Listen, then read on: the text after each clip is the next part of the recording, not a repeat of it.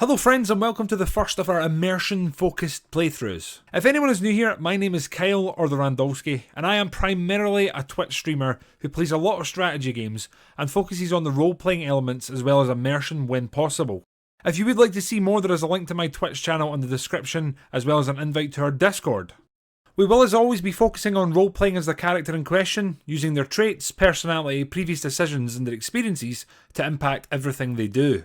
But first, let me explain the backstory to what we are doing here.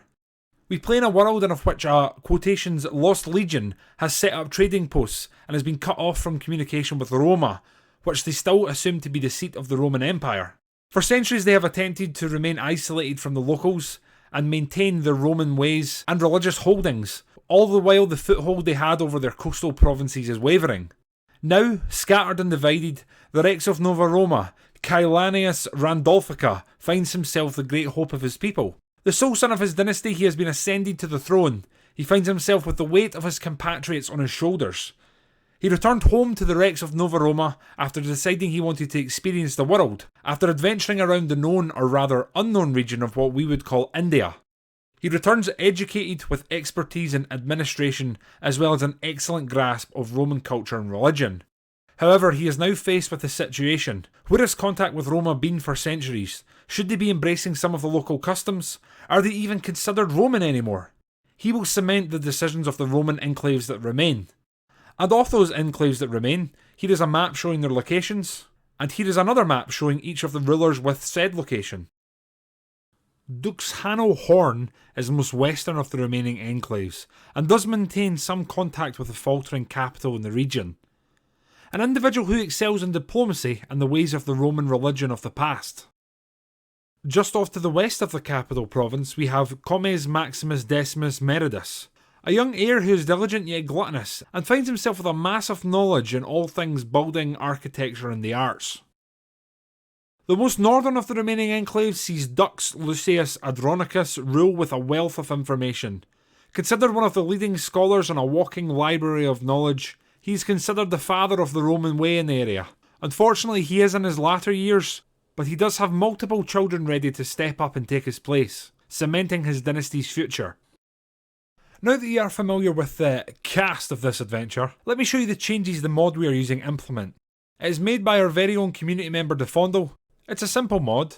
It moves the Hellenic holy sites to the Indian area of the map, and allows us the possibility of reforming the religion later on without having to travel the length of the known world.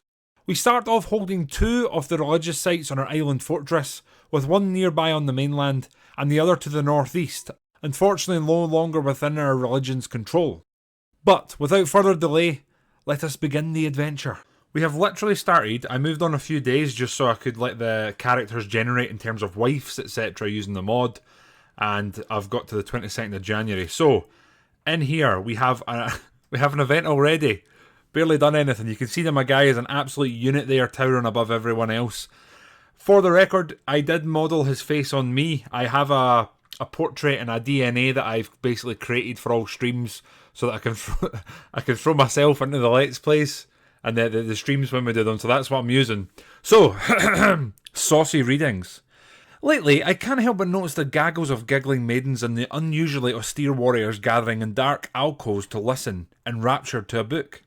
Today I've finally cornered Esau with the book in his hands. There are pages upon pages of poetry, graceful in form, but lascivious in nature. The angelic beauty of all sorts of women is exalted by gentle words, which can barely cover the poet's very earthly desire. I am silent while I ponder the probable reaction of Court Pontifex Romulus, and Iso stares at me in apprehension. Purify them with fire. Now, that would be our option if we were super religious, which, guess what? I guess we are. So yeah, I guess we're going to purify it with fire. Actually turning out well, we're going to get some dread and some piety. We could hold court, right? That's one of the options here. But honestly, see our starting money. I think what I'm going to do is I'm going to go straight into our capital and we're just going to build something. Ideally, we're going to build something that's going to give us some money because we really do need to start sort of strengthening the economy. I would have very much liked walls and towers, so I think we might actually wait and build that.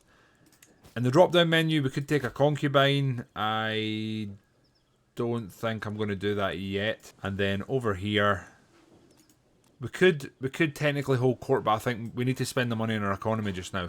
So, Rex Kylanius, I think his immediate concern is going to be he's zealous, arrogant, and wrathful. He is very astute in all things administration and stewardship, and you can see that he's already an adventurer. He is athletic, and he's quick. So he's not an idiot, to put it bluntly. Quite a good character to start off our sort of dynasty. Here we do have our wife. She is she's hale, but most importantly, she's arbitrary, gregarious, and ambitious. Quite a strange mix there, but we'll make it work. She's a fearless blackguard, and she's a local. I like to think that we've met her whilst we've been out adventuring. She will not convert to us, so hopefully that's something we can do in time. I am trying to learn her language. I feel like that would make sense in terms of the roleplay element.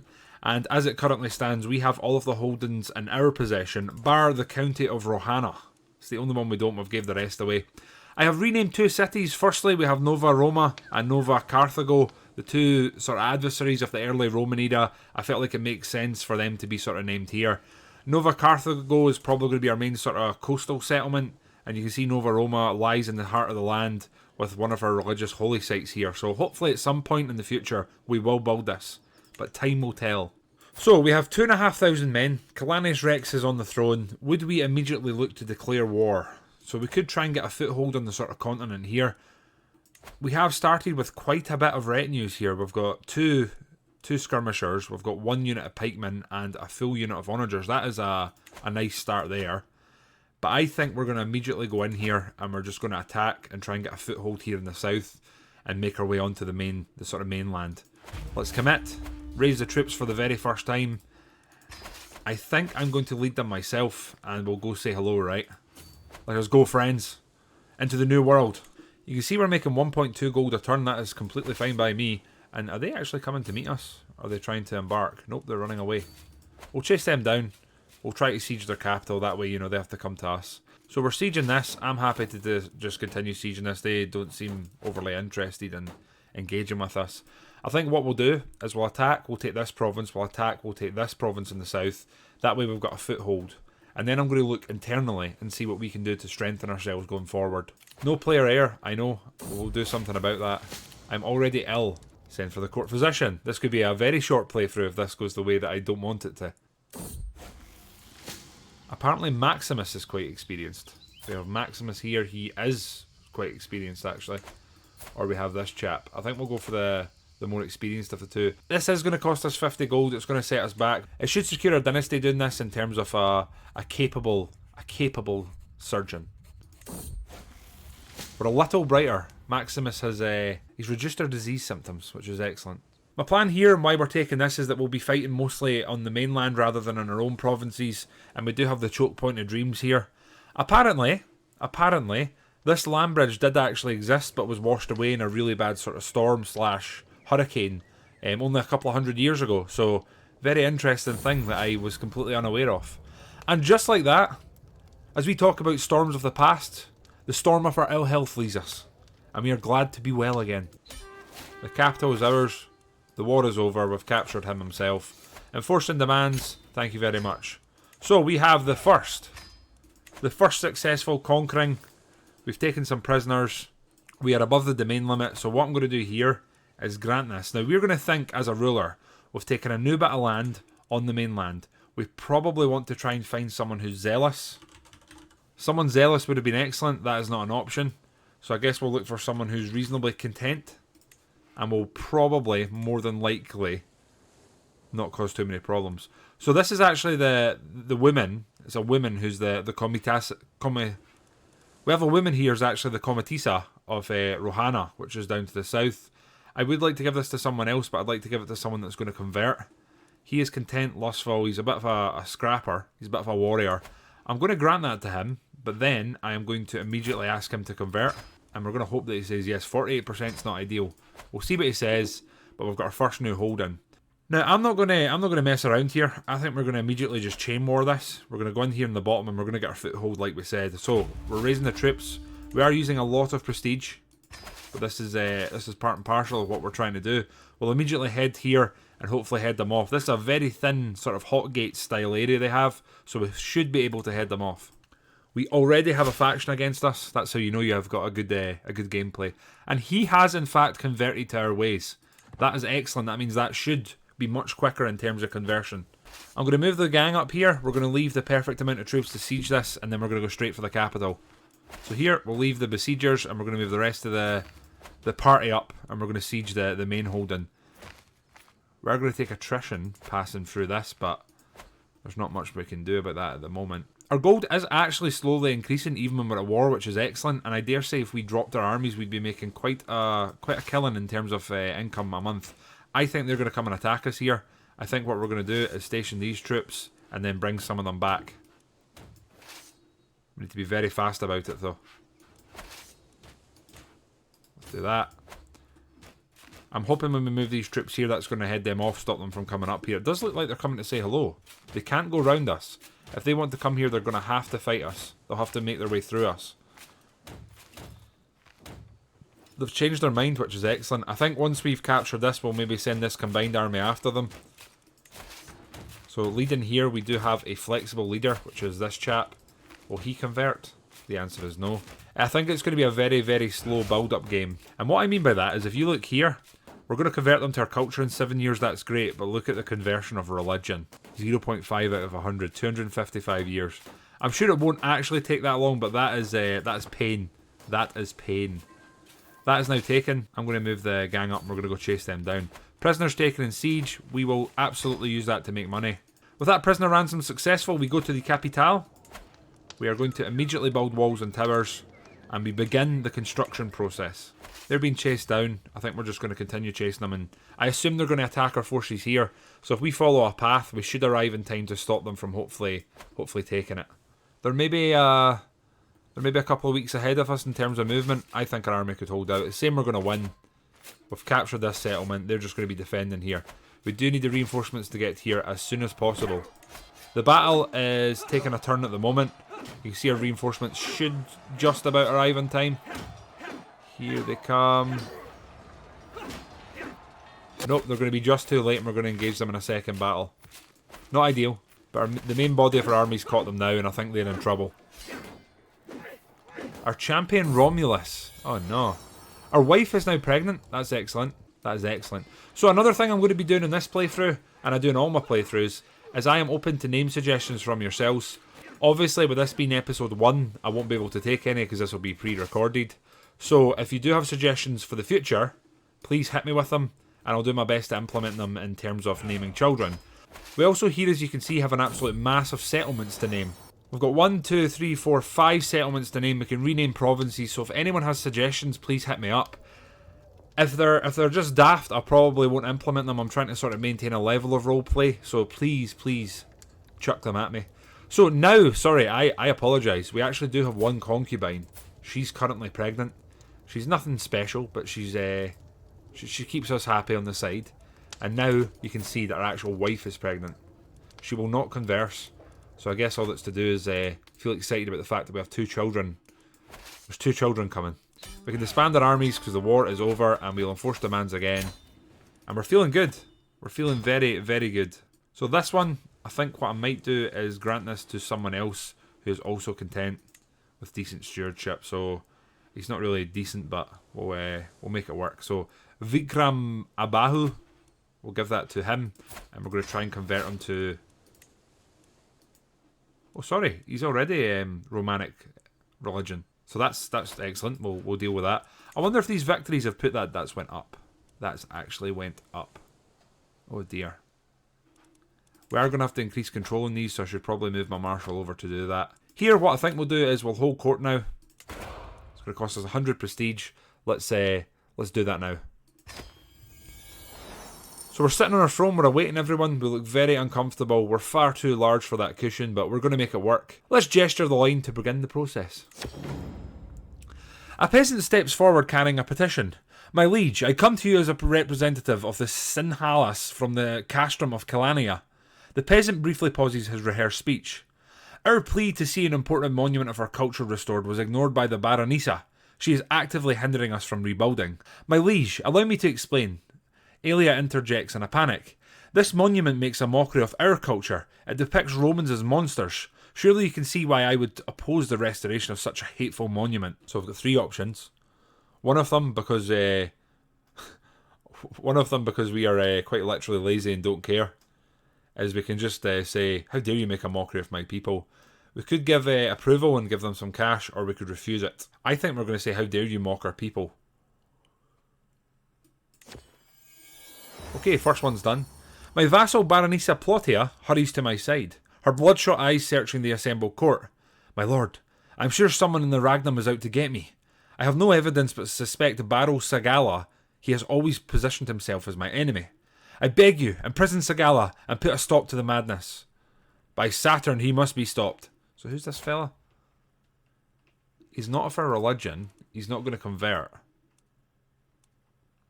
I think I'll question him. He denies he is anything to do with it, and we spent prestige for no reason. Not the ideal outcome. My lord, I regret to inform you that the religious situation in my lands is out of control. I have tried to make my subjects see the light of our true faith, but too many of them persist in their wrong beliefs.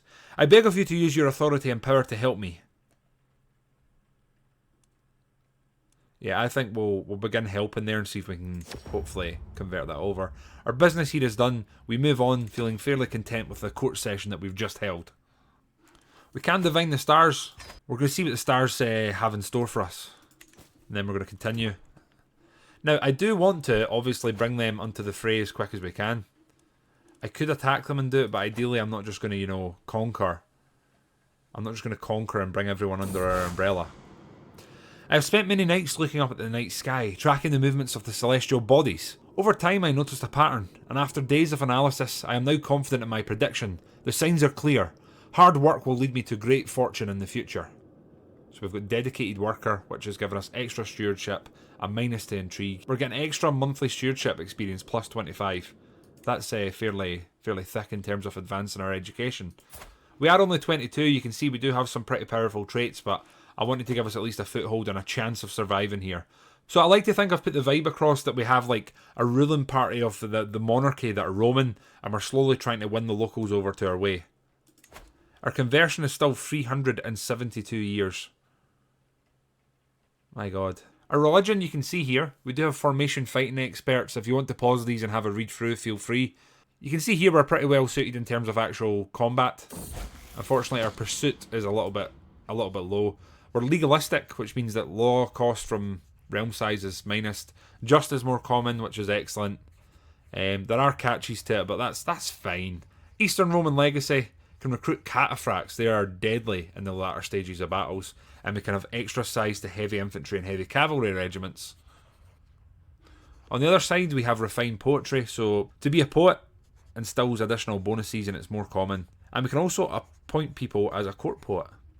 Lastly, we have Hereditary Hierarchy, which means that if we have poor education traits, we become distrusted. So we need someone who's, I guess, sort of logical and has had a good education. Tyranny can clearly spiral out of control massively, but we do have a long reign bonus and castle holdings are much cheaper to construct. So overall, I'm happy with this. Long term, I might actually try and diverge our culture here with some of the local stuff, but we'll see what we're doing. But more importantly, we're trying to learn our pregnant wife's language. Oh my dear Kylanius, you really are learning my beloved Sinhalese. Sinhalese? One of those. I feel so appreciated. You're making such an effort to understand me, Damaruki says, smiling coldly. Can I help you in any way? Teach you some words perhaps, she says. Now our character is arrogant, so we probably wouldn't ask for help. We would ask, meet me in my bedchamber naked. I think we're young, we're recently married, that's our concubine. I think we'll ask how we say about the bedchamber. Let's commit to that one there. The other thing I'm going to do... Oh. I am passing through the castle gardens for a morning walk when a soft breeze carries the voices of Sita Devi and Maximus to my ear. The two courtiers are talking to each other in a secluded spot nearby, frequently glancing around to make sure nobody is listening. While it is hard for me to make out most of their words from a distance, it is clear that their discussion relates to Barocidata. So Barocidata is not of our religion. This chap here is of our religion, so we'd probably favour him. He is also our court physician and our champion. What a combination. I'm going to ask what they're hiding. I'm going to confront them. It takes a while to loose the two prisoners' tongues, but my jailer is a patient man. After several hours of interrogation, the two plotters are ready to confess their secret. The subject of their discussion was an unsavoury habit of Barocidatas that I was completely unaware of. A harsh price. He's a cannibal. My god, okay. That was not expected. Our antiquarian, we're going to appoint, I think we'll put Maximus in. It makes sense. This guy's just getting stacked. Our court physician, our antiquarian, and our champion. The man's taking a wage. We're then going to go into decisions. We're going to immediately commission an artifact. And I think we'll go with... I think it's important we get ourselves a weapon nice and early. As a Roman, I think we are going to go for a spear. And we're going to send him. He knows what he has to do. We're making 6.9 gold a month when we're not at active war. That's fairly massive and I'm happy with that. We have had a daughter here. Praise Ceres. Damaruki has given birth to a perfect little daughter. Now this is our woman. This is our concubine. So we're going to go in with Atia. Our first daughter born of our concubine here will be Atia. And that is our heir, it says. That is actually our heir. I think we've got a lot of children in the years ahead of us. So we'll be fairly patient and we'll wait. I am thinking about bringing this chap under our rule. He's got an heir. We could declare on him, bring him under. I don't really want to, I don't want to hold it ourselves. We've got plenty of piety. I think we might do this. It makes sense, doesn't it? So we'll raise the troops there when the time comes. Lately, my efforts to impress have fallen flat. Damaruki still rejects me. It's a mess. However, I've got a brilliant idea. I'll have my beneficiary Tisi add a dedication to the masterpiece she is making. So do we want to dedicate this to our woman, our weapon? I don't think I want to add that. Yeah, I'm not willing to essentially someone who's our lover. We've got another daughter. This one is suggesting Sylvia. Sylvia is she's inherited some traits, let's say that. I'm happy to commit to Sylvia. That's fairly Latin sounding, so we'll allow that. Right, anyway, we're going to war here. We're declaring war. We're going to take this county. Ideally, honestly, I don't want to disland him. He's quite a powerful character. He obviously won't subjugate to us if the option's not there. It wasn't there and it was a massive minus. Just like that, we have inherited a stewardship perk. We're going to take that for the building construction time. That's fairly massive. And then hopefully we can build up some of the bonuses. We have inherited the castrum of Samanatuka. So that is here. That's a temple holding. I will grant that to a noble of Roman culture. I don't want temple holdings. We don't need that. We are going to be landing to a slight disadvantage, but we should be bringing him under the thumb pretty quickly. I am going to pin this chap. I look to keep him around. He's a fairly powerful character and did have an independent holding, so I'm not looking to sort of upset him or damage their reputation there too much. So this will then be the first sort of enclave that we've brought back into our fray. This one is obviously going to be one of the most difficult to get because of the distance between. I think in order to take that, we might need to sort of make some new enclaves along the coast and work our way around. Long term, it could be cool to create some independent Roman sort of enclaves, or maybe even duchies or kingdoms that are separate to our own, but we'll see what we do in good time. But he's set up well to sort of survive. We'll just need to keep an eye. And then obviously here we need to keep an eye on Kalinga as well. That's the other one that belongs to us. Very similar, as you can see, in terms of coat of arms. Probably not a coincidence. Inspiration. My vassal Barocidata accosts me. Well met, liege. I've heard tell of your patronage of Tisi the weaponsmith. They say she is forging a spear worthy of her ex. Please take this and give it to her. I wouldn't want to miss the chance to aid in the creation of a masterpiece. How generous. Thank you, sir. We will pass that on. It's nice that our vassals want to help us in such a way. The siege here is progressing nicely. There's 4 months left, and we will be giving him the land back, ideally if we can. They are desperately trying to raise whatever troops they have. I respect the effort there. I really do respect the effort. These 94 men remind me of the fall of Constantinople, which technically speaking hasn't happened yet with the date. But, you know, they're charging out against immeasurable odds. We have captured a hostage here. We're going to let this fight end, and then I think we'll end the war. We have a spear. My lord, my beneficiary Tisi approached me with a wide grin. She's very happy with what she's created. So here it is. We have a Roman spear. +2 prowess, +3% to enemies' fatal casualties. Not fabulous, not terrible. We will, however, immediately equip it. And now we have a spear in hand. The first of our many items have been created. This is lovely, and thank you very much. We are going to immediately end the war here. It has taken it for ourselves. For you, my friend, I'm going to invite you to court. I will pay for your travel expenses. That's fine. And then we're going to immediately appoint him as the lord of this land again. We just wanted to bring them under our umbrella. So he's arrived at court. He's our champion. I am going to grant him his title back. I'm not too proud to do that. He can have that back. And now he's back under our rule, as you can see. So Nova Roma has expanded. We've obviously got a foothold in the south. And over here we've brought one of the enclaves back into a fray. An excellent character. We might actually need to assign him as possibly our architect within the roles. So if we go down, Royal Architect, it makes sense for him. He's good in terms of his aptitude, and he actually has the architect trait. He's only 23, so hopefully that's a relationship that we can sort of build into something.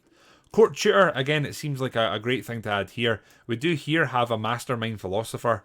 Sita Devi, we'll appoint you as our court tutor. It makes sense. She does sadly hate us and she will not convert to our culture. Might need to keep an eye on that situation. But from there, we continue. I would like to keep declaring war here. We need to try and get a real foothold, but I also don't want to sort of just steamroll for no reason. We have a court event available. A courtier scorned. Why would you honour that witch Sita Devi with a position at court and not me?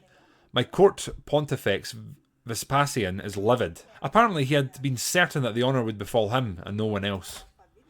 Now he is like a minor scribe. I'm afraid that come off it. You need to relax there. You're not worthy or capable. So the two of them we still have truces with. We can't attack here and we cannot attack here. This guy looks older than 44, I have to say. He's had a hard paper round, as they say. This chap's still looking pretty defiant. We could probably attack Chola. Try and take something from them. Do we want to at this point, though? That is the question that's currently on my mind. 301 years now to convert the county of Nova Roma to our religion. I'm going to hope that once we have the culture here, that's going to help. And I'm hoping that we spread like wildfire. Especially considering now that we actually have some decent rulers that are by our sides. Let's look at the culture map. You can see that we're challenging here, but most of it is a mix between Sinhala and Tamil. If we go up to the north, you can see that there's a bit of a clash in the Dukes of Kalinga. And then over here, again, a clash in Yemeni. Our first building is finished. We have bastions and curtain walls. So the defensive abilities of our capital have been upgraded.